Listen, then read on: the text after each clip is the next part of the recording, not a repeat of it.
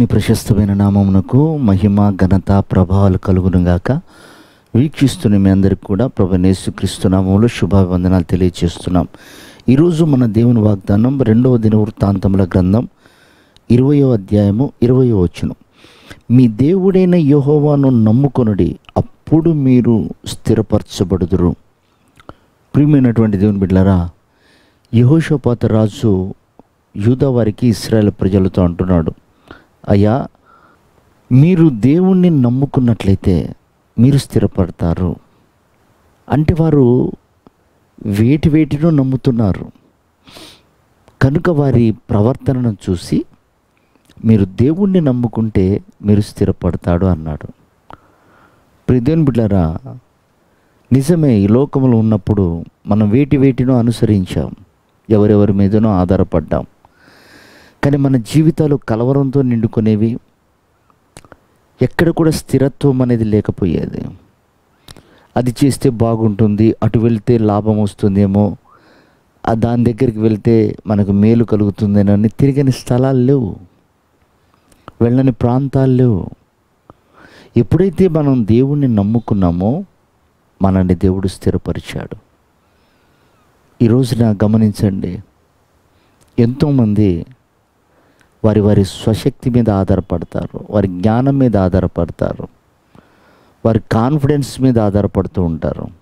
నేను అంటున్నాను ప్రియదేవుని బిడ్డలారా, అవేవి కూడా మనకు మేలు చేసేవి కావు, కానీ మన హృదయాన్ని కలవరపెట్టి మన స్థాయిని దిగజార్చేవి.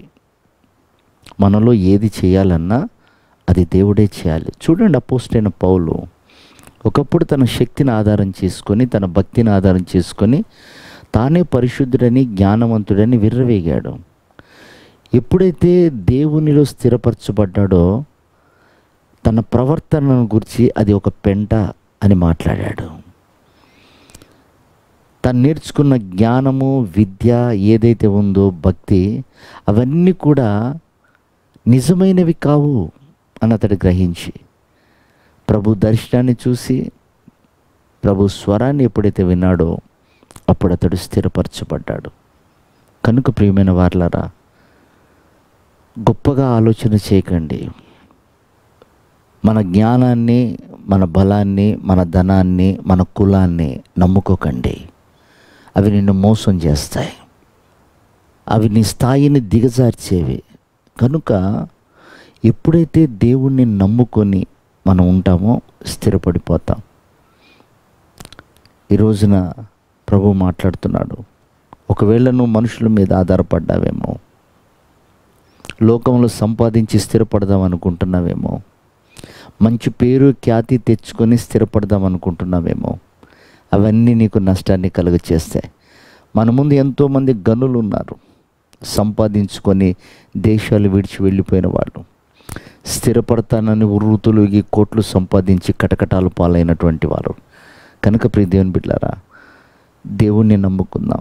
ఆయన మనకు మేలు చేస్తాడు, అన్యాయస్తుడు కాదు, మనల్ని స్థిరపరుస్తాడు. అలాంటి కృప ఈ ఉదయకాలం ప్రభు మనందరికీ అనుగ్రహించి ఆయన రాకడకు సిద్ధపరచును గాక. ఆమేన్.